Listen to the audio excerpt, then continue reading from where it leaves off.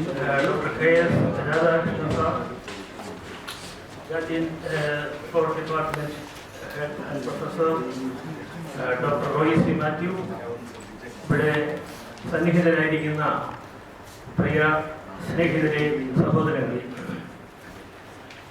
വിവിധ വിജ്ഞാന ശാഖകളിലും ദാർശനിക സമ്പ്രദായങ്ങളിലും അഗാധമായ ഉൾക്കാഴ്ച നേടിയ ഡോക്ടർ പൗലോസ് മാർ ഗ്രിഗോറിയോസ് സമഗ്രമായ അറിവിൻ്റെ ലക്ഷ്യമായി എപ്പോഴും കണ്ടിരുന്നത് ഒരു പുതിയ മാനവികതയാണ്.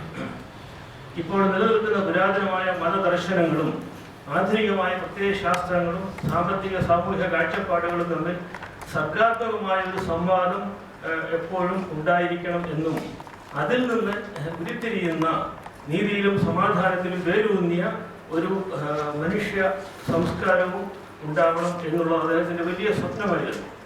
അദ്ദേഹത്തിൻ്റെ ദൈക്ഷണിക ജീവിതത്തിൽ ഇത് ഉടനീളം പുലർത്തിയ ഒരു തത്വമായിരുന്നു. പ്രായോഗികമായിട്ട് അദ്ദേഹം പലതരത്തിൽ അതിനെ ഉപയോഗിക്കുകയും ചെയ്തു. 1979 അമേരിക്കയിലെ MIT Massachusetts institute of technology വെച്ച് നടന്ന പ്രശസ്തമായ ശാസ്ത്രജ്ഞന്മാരുടെയും ദാർശനികരുടെയും മതചിന്തകരുടെയും സമ്മേളനത്തിൽ ഒരാഴ്ച അധ്യക്ഷം വഹിച്ചപ്പോഴും, അതുപോലെ തന്നെ വലിയ ശീതയുദ്ധകാലത്ത് സോവിയറ്റ് യൂണിയനിൽ, അതുപോലെ തന്നെ ഏഷ്യയിലെ മറ്റ് പല രാജ്യങ്ങളിലും സമാധാന സമ്മേളനങ്ങൾക്ക് നേതൃത്വം കൊടുത്തപ്പോഴും EMS ബന്ധപ്പെട്ട് തുടങ്ങിയ മാർക്സിസ്റ്റ് താത്വിക ആചാര്യന്മാരുമായി നിരന്തര സംവാദത്തിൽ ഏർപ്പെട്ടപ്പോഴും എല്ലാം തന്നെ അദ്ദേഹത്തിൻ്റെ ലക്ഷ്യം ഇതായിരുന്നു. അതായത് ഈ ലോകത്തിൽ സ്വാർത്ഥവും സങ്കുചിതവുമായ താല്പര്യങ്ങൾക്ക് അതീതമായി പരസ്പരം സുതാര്യതയോടെ പെരുമാറുന്ന മനുഷ്യരുടെ ഒരു സമൂഹം ഉണ്ടാകണം. അതാണ് യഥാർത്ഥ മാനവികത എന്ന് അദ്ദേഹം ഇപ്പോഴും പറയുമായിരുന്നു. നമ്മുടെ ഇന്നത്തെ ലോകത്തിൽ, പ്രത്യേകിച്ച് ഭാരതത്തിൻ്റെ സാഹചര്യത്തിൽ, മതങ്ങളെയെല്ലാം അതിൻ്റെ പാട്ടിന് വിട്ടാൽ പലപ്പോഴും മൗലികവാദങ്ങളും മതവൈരവുമായിരിക്കും ഫലം.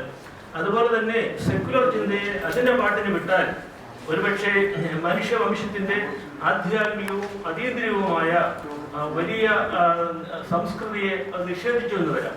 അതുകൊണ്ട് ഇവ രണ്ടും തമ്മിലുള്ള സമ്യക്കായ ഒരു സംവാദം നിരന്തരം ഉണ്ടായിക്കൊണ്ടിരിക്കണം എന്നുള്ളതായിരുന്നു പൗലോസ് മാർ ഗ്രിഗോറിയോസിന്റെ ആഗ്രഹവും അദ്ദേഹത്തിന്റെ പ്രവർത്തനങ്ങളും അങ്ങനെയായിരുന്നു. ഈ ആലീസ് ഇൻ വണ്ടർലാൻഡ് എന്ന പ്രസിദ്ധമായ കൃതിയിൽ ഒരു രസകരമായ ചോദ്യമുണ്ട്. But how can you talk with a person if they always say the same thing? അയാൾ പറഞ്ഞ കാര്യങ്ങൾ തന്നെ എപ്പോഴും ആവർത്തിച്ചുകൊണ്ടിരുന്നാൽ എങ്ങനെയാണ് അയാളുമായി സംസാരിക്കുക? അപ്പോൾ നമ്മുടെ സംസാരത്തിന് ഒരു പരിണാമം ഉണ്ടാകണം, നമ്മുടെ സംസാരത്തിന് ഒരു പുരോഗതി ഉണ്ടാകണം. അത് പൊതു നന്മയ്ക്ക് വേണ്ടി ആയിരിക്കണം ആ പരിണാമവും പുരോഗതിയും എന്നാണ് അത് കാണിക്കുന്നത്. ഈ പാർലമെന്റ് എന്നുള്ള വാക്കിന്റെ അർത്ഥം തന്നെ, മൂലാർത്ഥം അതാണ്. നമ്മുടെ ഇന്ത്യയിലെ സംവാദം എന്നുള്ള വാക്ക് തന്നെയാണ് ഇംഗ്ലീഷിൽ പാർലമെന്റ് ആയിട്ട് വന്നത്. ഒരുമിച്ചിരുന്ന് പൊതു നന്മയ്ക്ക് വേണ്ടി പരസ്യമായി സംസാരിക്കുക. ആരുടെയും സ്വകാര്യം പറയാനോ സ്വകാര്യ താല്പര്യങ്ങൾ സംരക്ഷിക്കാനോ നമ്മൾ ഒരുമിച്ചിരുന്ന് സംസാരിക്കുക. അതാണ് സംവാദം, പാർലമെന്റ് എന്നുള്ള വാക്കിന്റെ അർത്ഥം എന്നുള്ളതും നമുക്ക് അറിയാം. അപ്പൊ ഇന്ത്യയുടെ പുരാതനമായ ഒരു സംസ്കാരമാണെന്ന് ഇത് നമ്മുടെ പ്രശസ്തനായ അമർത്യ സെൻ എപ്പോഴും പറയുമായിരുന്നു. അദ്ദേഹത്തിന്റെ ദി ആർഗ്യുമെന്റേറ്റീവ് ഇന്ത്യ എന്നുള്ള പുസ്തകത്തിൽ ഈ സംസ്കാരത്തെ നമ്മൾ പുനരുദ്ധരിക്കണം, ഇന്ത്യക്ക് നഷ്ടപ്പെട്ടു പോയി എന്നാണ് അദ്ദേഹം പലപ്പോഴും പറയുന്നത്. അപ്പൊ നമ്മുടെ ജനാധിപത്യ മൂല്യങ്ങളെ സംരക്ഷിക്കുന്നതിനും ഒരു സാമൂഹ്യ സൗഹൃദം സൃഷ്ടിക്കുന്നതിനും ഈ തുടർച്ചയായ സംവാദം നമുക്ക് ആവശ്യമാണ് എന്നുള്ള പൗലോസ് മാർ ഗ്രിഗോറിയോസിന്റെ ചിന്തയാണ് നമ്മുടെ ഈ ചെയറിനെ നയിക്കുന്നത്. ഞാൻ ദീർഘമായിട്ട് പറയുന്നില്ല. ഇന്ന് വളരെ തിരക്കുള്ള ദിവസമാണ്. നമ്മുടെ ബഹുമാനപ്പെട്ട VC-ക്കും ഇവിടുത്തെ മറ്റ് ഉദ്യോഗസ്ഥർക്കും എന്നുള്ളത് എനിക്കറിയാം. അതുകൊണ്ട് ഈ നമ്മുടെ അധ്യക്ഷനെ സ്വാഗതം ചെയ്യുമ്പോൾ എൻ്റെ മനസ്സിൽ വരുന്നത് വലിയ സന്തോഷത്തിൻ്റെ ഒരു അനുഭവമാണ്. കാരണം കഴിഞ്ഞ ദിവസമാണ് the chancellors award for the best university ഇവിടെ നമ്മുടെ ക്യാമ്പസിൽ വന്ന് ചാൻസലറായ ബഹുമാന ഗവർണർ തന്നെ അത് വൈസ് ചാൻസലർക്ക് കൈമാറി 5 കോടി രൂപയുടെ അവാർഡ് എന്നുള്ളത് മാത്രമല്ല, നമുക്ക് വലിയൊരു അഭിമാനത്തിൻ്റെ നിമിഷമായിരുന്നു. അത് വ്യക്തിഗതമായിട്ടാണ് നമ്മൾ രേഖപ്പെടുത്തേണ്ടത്. അതുപോലെ തന്നെ കഴിഞ്ഞ ഒക്ടോബർ മാസത്തിൽ കോൺഫെഡറേഷൻ ഓഫ് ഇന്ത്യൻ യൂണിവേഴ്സിറ്റീസിന്റെ ബെസ്റ്റ് വൈസ് ചാൻസലർ അവാർഡ് ആദ്യമായിട്ട് നമ്മുടെ കേരളത്തിൽ നിന്ന് ഡോക്ടർ ബാബു സെബാസ്റ്റ്യനാണ് സ്വീകരിച്ചതെന്നുള്ളതും നമുക്ക് അഭിമാനാർഹമാണ്. DC ആയിരിക്കുന്ന നമ്മുടെ ബഹുമാന്യനായ ഡോക്ടർ ബാബു സെബാസ്റ്റ്യനെ വളരെ സന്തോഷത്തോടു കൂടി ഈ സമ്മേളനത്തിലേക്ക് സ്വാഗതം ചെയ്യുന്നു.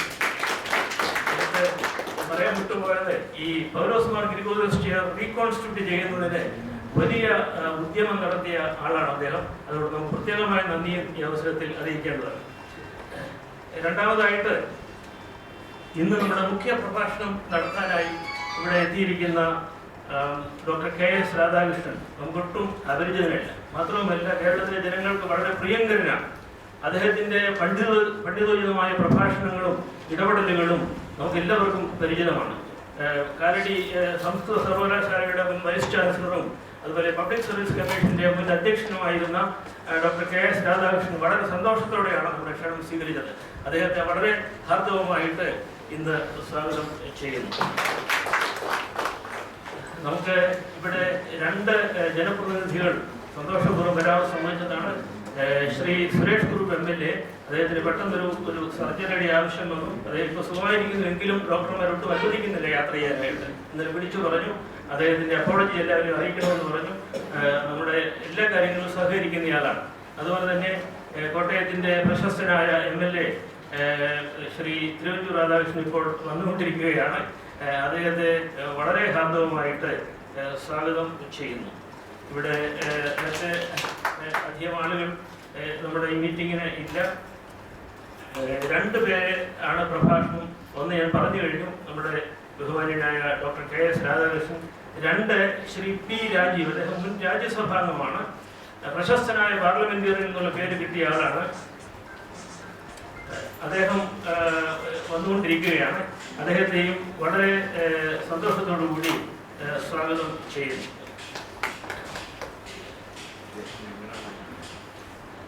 നമ്മുടെ ഈ സെമിനാറിൽ പങ്കെടുക്കുന്നതിന് വേണ്ടി ബെയ്റൂട്ടിലെ നോട്ടർഡം യൂണിവേഴ്സിറ്റിയിലെ പ്രശസ്തനായ ഫിലോസഫർ പ്രൊഫസർ ഡോക്ടർ എഡ്വേർഡ് ആലം വരുന്നുണ്ട്. അദ്ദേഹവും എയർപോർട്ടിൽ നിന്ന് വരുന്നതേ ഉള്ളൂ. ഈ council for research in values and philosophy എന്ന് പറയുന്ന ഒരു പ്രസ്ഥാനത്തിൻ്റെ ഒരു വലിയ നേതാവ് കൂടിയാണ് അദ്ദേഹം. വളരെ നല്ല മനുഷ്യനാണ്. ലെബനീസ് ജനതയുടെ ആതിഥ്യ മര്യാദകളെല്ലാം തന്നെ അദ്ദേഹത്തിൽ അവതരിച്ചിട്ടുണ്ട്. അദ്ദേഹത്തിൻ്റെ ആബ്സൻസിൽ തന്നെ അദ്ദേഹത്തെയും വളരെ സന്തോഷപൂർവ്വം സ്വാഗതം ചെയ്യുന്നു. നമ്മുടെ doctor Roycy Mathew school of Gandhian thought and development സ്റ്റഡീസിൻ്റെ ഡയറക്ടറാണ്. അദ്ദേഹമാണ് ഇതിന് കാര്യങ്ങൾക്കെല്ലാം നമുക്ക് സഹായങ്ങൾ തരുന്നത്. ഡോക്ടർ റോയ് മാത്യു സാറിനെ സന്തോഷപൂർവ്വം സ്വാഗതം ചെയ്യുന്നു. അതുപോലെ തന്നെ അധ്യാപകരായ ഡോക്ടർ ഹരി ലക്ഷ്മീന്ദ്രകുമാർ, ഡോക്ടർ സന്ധ്യ, ഇവിടുത്തെ സ്റ്റാഫ് അംഗങ്ങൾ എല്ലാവരും ഇവിടെയുണ്ട്. യൂണിവേഴ്സിറ്റിയിലെ തന്നെ ഉദ്യോഗസ്ഥർ പലരുണ്ട്. എല്ലാവരെയും വളരെ സന്തോഷത്തോടുകൂടി സ്വാഗതം ചെയ്തുകൊണ്ട് എൻ്റെ എളിയ വാക്കുകൾ അവസാനിപ്പിക്കുന്നു. ഈ സമ്മേളനത്തിൽ അധ്യക്ഷത വഹിക്കുന്നത് ആദരണീയനായ വൈസ് ചാൻസലർ ഡോക്ടർ ബാബു സുഭാഷിനെ അവർക്കാണ്. അധ്യക്ഷ പ്രസംഗത്തിനായി ബഹുമാനപ്പെട്ട വൈസ് ചാൻസലറെ ആദരപൂർവ്വം ക്ഷണിക്കുന്നു.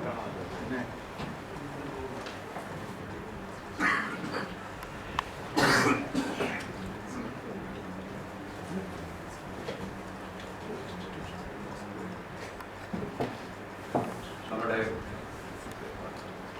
വിശിഷ്ടാതിഥി എൻ്റെ പ്രിയ സുഹൃത്ത് ഡോക്ടർ KS രാധാകൃഷ്ണൻ സാർ,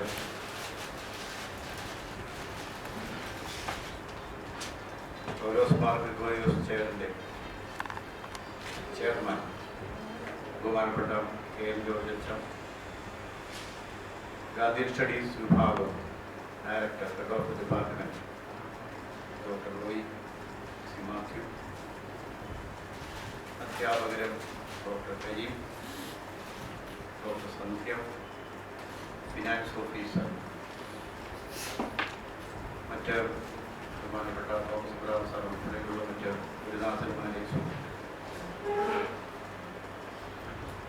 വ്യക്തിപരമായി എന്നെ സംബന്ധിച്ചിടത്തോളം വളരെ സന്തോഷകരമായ ഒരു കാര്യമെന്ന് പറയുന്നത് പൗലോസ് മാർ ഗ്രിഗോറിയോസ് ചെയറിൻ്റെ ഒരു പുനരുജ്ജീവനം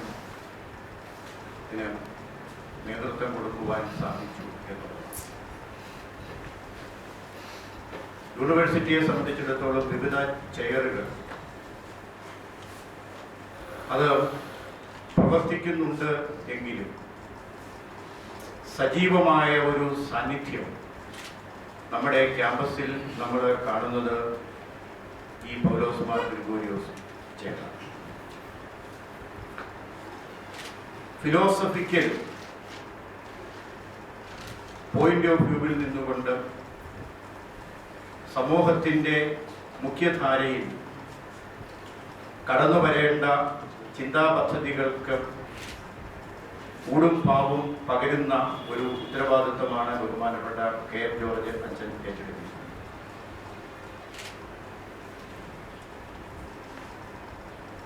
MIT-യിൽ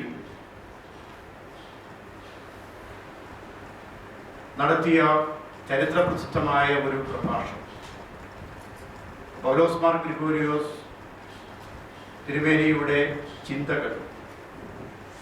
അപ്പോൾ അവിടെ അതിൻ്റെ പശ്ചാത്തലം വളരെ വിശദമായിട്ട് അവതരിപ്പിച്ചുകൊണ്ടാണ് പുതിയ മാനവികതയുടെ ഒരു പദ്ധതി തന്നെ MIT-യിൽ ആവിഷ്കരിക്കുന്നത്.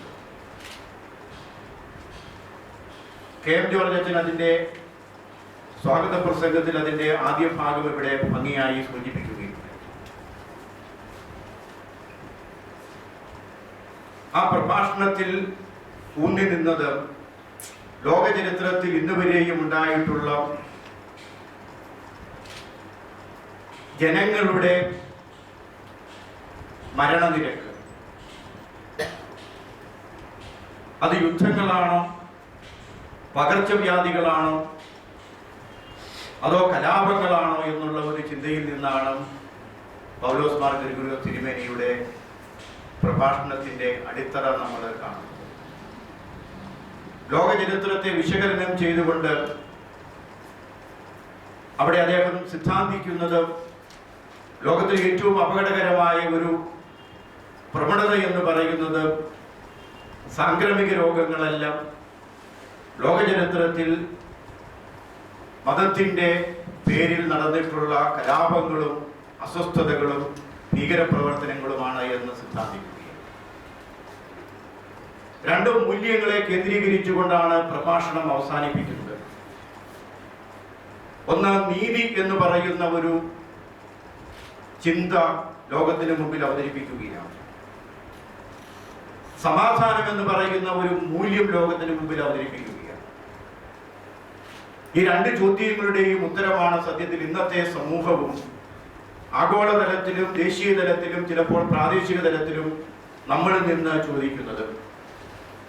ഈ രണ്ട് സങ്കല്പങ്ങളും യാഥാർത്ഥ്യമാകണമെങ്കിൽ ഏതു ദിശയിലാണ് സമൂഹം സഞ്ചരിക്കേണ്ടത്? നീതിയെക്കുറിച്ചുള്ള കാഴ്ചപ്പാട് ലോകമെമ്പാടും നമ്മൾ പരിശോധിക്കുമ്പോൾ ശാസ്ത്ര പുരോഗതിയിലേക്ക് സാങ്കേതികമായ സിദ്ധാന്തങ്ങളുടെയും കണ്ടെത്തലുകളുടെയും പശ്ചാത്തലത്തിൽ സഹായത്തോടു കൂടി ലോകം പുരോഗതിയിലേക്ക് കുതിക്കുന്നുവെന്നും സ്പേസിനെ നമ്മൾ കീഴടക്കിയെന്നും നമ്മൾ ശബ്ദത്തെ പോലും അതിശയിപ്പിക്കുന്ന തരത്തിലേക്ക് നമ്മൾ വേഗത നേടിയെന്നുമെല്ലാം പറയുമ്പോൾ, പ്രകാശത്തെ അതിശയിപ്പിക്കുന്ന തരത്തിലേക്ക് വേഗത നേടിയെന്നും പറയുമ്പോഴും ലോകത്തിൽ നല്ലൊരു ശതമാനം ഒരു നേരത്തെ ആഹാരമില്ലാതെ ദാരിദ്ര്യത്തിൻ്റെതായ വഴികളിലൂടെ ഇഴഞ്ഞു നീങ്ങുന്നുവെന്നുള്ളത് കാണുവാൻ നമ്മൾക്ക് കണ്ണില്ലാതെ പോകും. അപ്പോൾ ആഗോളതലത്തിൽ രാഷ്ട്രങ്ങൾ തമ്മിലുള്ള ആ ഒരു സമ്പത്തിന്റെ, മനുഷ്യകുലത്തിനാകെ ലഭിച്ചിരിക്കുന്ന സമ്പത്തിന്റെ പങ്കുവയ്ക്കലിനെ പറ്റിയുള്ള ചിന്താഗതി അവിടെയുണ്ട്. ഇപ്പൊ നീതി എന്ന് പറയുന്ന ഒരു സങ്കല്പം എവിടെയാണ് നമ്മുടെ ബഹുമാനപ്പെട്ട തിരുവഞ്ചൂർ രാധാകൃഷ്ണൻ സാർ ഇവിടെ എത്തിച്ചേർന്നിരിക്കുന്നു. മഹാത്മാഗാന്ധി സർവകലാശാലയുടെ പേരിൽ സ്നേഹാദരപൂർവ്വം നമ്മുടെ മുൻ മന്ത്രി കൂടിയായ തിരുവഞ്ചൂർ രാധാകൃഷ്ണൻ സാറിന് ഇവിടെ സ്വാഗതം ആശംസിക്കട്ടെ. ഉദ്ഘാടകൻ എത്തിയതുകൊണ്ട് എനിക്ക് പ്രസംഗം അവസാനിപ്പിക്കാം എന്നുള്ള ഒരു സമാധാനവും ഉണ്ട്. അതുവരെ പിടിച്ചു നിൽക്കണമെന്നാണ് എന്നോട് കെ.എം. ജോർജ് അച്ഛൻ ആവശ്യപ്പെട്ടത്. അപ്പോൾ ഞാൻ പതുക്കെ പിടിപിടുകയാണ്. അപ്പോൾ ആഗോളതലത്തിൽ നീതിയെക്കുറിച്ചുള്ള സങ്കല്പം, ഈ നീതി എങ്ങനെ നടപ്പിലാക്കിയെടുക്കുന്നതിന് സാധിക്കും, അതിനുണ്ടാകേണ്ട ഒരു പരിവർത്തനം, ഒരു ചിന്താപദ്ധതിയിലുള്ള പരിവർത്തനമാണ് പൗലോസ് മാർ ഗ്രിഗോരിയോസ് തിരുമേനി ആദ്യം അവതരിപ്പിച്ചത്. ഉള്ള സമ്പത്ത്, വിഭവങ്ങൾ എല്ലാ രാജ്യങ്ങളും തമ്മിൽ എല്ലാ ജനങ്ങളും തമ്മിൽ പങ്കുവയ്ക്കുന്ന ഒരു മാനവികതയെ കുറിച്ചുള്ള ചിന്താഗതിയാണ്. ഈ മാനവികതയെ കേന്ദ്രീകരിച്ചുകൊണ്ടാണ് രണ്ടാമത്തെ ചിന്താ പദ്ധതിയിലേക്ക് അദ്ദേഹം എത്തുന്നത്. സമാധാനം. എവിടെയാണ് സമാധാനം? എവിടെയാണ് സമാധാനം എന്നുള്ള അന്വേഷണം? എവിടെയാണ് സമാധാന രാഹിത്യത്തിൻ്റെതായ വേരുകൾ എന്ന അന്വേഷണത്തിലേക്കാണ് പോകുന്നത്. വളരെ ആഴത്തിൽ നമ്മൾ പറയാറുണ്ട്, ഒരു 10 തലയുള്ള ഒരു ചർച്ചയും ചിന്തയുമാണ് അവിടെ നമ്മളെ കാണുന്നത്. സമാധാനം എന്ന് പറയുന്ന സങ്കല്പത്തെ കുറിച്ചെല്ലാം സമാധാന രാഹിത്യത്തിന്റെ വേരുകളെ തേടി നടന്നപ്പോൾ ആഴത്തിൽ വേരൂടിയിരിക്കുന്നത് മനുഷ്യന്റെ മനസ്സിലല്ല, മറിച്ച് സമൂഹത്തിന്റെ മനസ്സിൽ ചില വേരുകൾ ഇറങ്ങി തീർക്കുന്നു. ആ വേരുകളാണ് പലപ്പോഴും സമൂഹത്തെ കലാപത്തിലേക്ക്, സമാധാന രാഹിത്യത്തിലേക്ക് നയിക്കുന്നത്. ആ വേരുകൾ പ്രധാനമായിട്ടും ചില ചിന്താ പദ്ധതികളെ, ചില സങ്കല്പങ്ങളെ, ചില ഈശ്വര സങ്കല്പങ്ങളെ കേന്ദ്രീകരിച്ചാണ് വളർന്നു വരുന്നത്, വളക്കൂറുള്ള മണ്ണ് ലഭിക്കുന്നത് എന്ന് തുറന്നു പറയുന്നതിനെ പൗലോസ് മാർ ഗ്രിഗോറിയോസ് തിരുമേനി തന്റെ ഇടം കാണിച്ചുവെന്ന് നമ്മൾ തിരിച്ചറിയേണ്ടതായിട്ടുണ്ട്. ദൈവമനുഷ്യ ബന്ധത്തെക്കുറിച്ച്, മനുഷ്യനും തമ്മിലുള്ള ബന്ധത്തെക്കുറിച്ച്, മനുഷ്യനും പ്രകൃതിയും തമ്മിലുള്ള ബന്ധത്തെക്കുറിച്ച് 3 വിശകലനം ചെയ്യുമ്പോൾ മനുഷ്യനെ ദ്വേഷിക്കുന്ന ഒരു ചിന്താ പദ്ധതിയും ഒരു മതസംഹിതയും അവതരിപ്പിക്കുന്നില്ല എന്ന് MIT-യിലെ പ്രഭാഷണത്തിൽ അദ്ദേഹം ഊന്നി പറയുന്നുണ്ട്. മനുഷ്യ സ്നേഹത്തിൽ കേന്ദ്രീകൃതമാണ് മതങ്ങളും മതസംഹിതകളും. പക്ഷേ നിർഭാഗ്യവശാൽ സംഭവിക്കുന്നത് വിപരീതമായ ചില സംഭവങ്ങളാണ് ചരിത്രത്തിന്റെ ഭാഗമായി രേഖപ്പെടുത്തിയിരിക്കുന്നത് എന്ന് തിരിച്ചറിയുന്നതിനും ഔപന്യം തിരുമേനിക്ക് സാധിച്ചിട്ടുണ്ട്. പ്രസംഗം നിർത്താനുള്ള ഒരു സൈൻ ലഭിച്ചിരിക്കുന്നത് കൊണ്ട് ഇത്രയും എളിയ വാക്കുകൾ കൊണ്ട് നമ്മളെ സംബന്ധിച്ചിടത്തോളം ഇന്നത്തെ ആധുനിക ലോകത്തിൽ പൗലോസ് മാർ ഗ്രിഗോറിയോസ് തിരുമേനിയുടെ ചിന്തകൾ നമ്മൾ വീണ്ടും പൊതുസമൂഹത്തിൻ്റെതായ ഒരു ഡിബേറ്റിനെ വിധേയമാക്കേണ്ടതുണ്ട്. മനുഷ്യ സ്നേഹത്തിൽ ഊന്നിക്കൊണ്ട്, മാനുഷികതയിൽ ഊന്നിക്കൊണ്ട് പുതിയ ഒരു മാനവികതയിലേക്ക് ലോകത്തെ നയിക്കുന്നതിന് ചെറിയൊരു പ്രകാശമായി ഈ ചിന്താ പദ്ധതിയും ഈ ഒരു ചേരന്റെ പ്രവർത്തനങ്ങളും തീരട്ടെ എന്ന് ആശംസിച്ചുകൊണ്ട് ഇതിന് സജീവമായി നേതൃത്വം നൽകുന്ന, ചലനാത്മകമായി നേതൃത്വം നൽകുന്ന KM ജോർജ് അച്ഛനെ, മഹാത്മാഗാന്ധി സർവകലാശാലയിൽ പ്രത്യേകമായിട്ട് നന്ദി രേഖപ്പെടുത്തിക്കൊണ്ട് എന്റെ വാക്കുകൾ നിർത്തുന്നു. നന്ദി, നമസ്കാരം. ഈ സമ്മേളനത്തിന്റെ ഔപചാരികമായ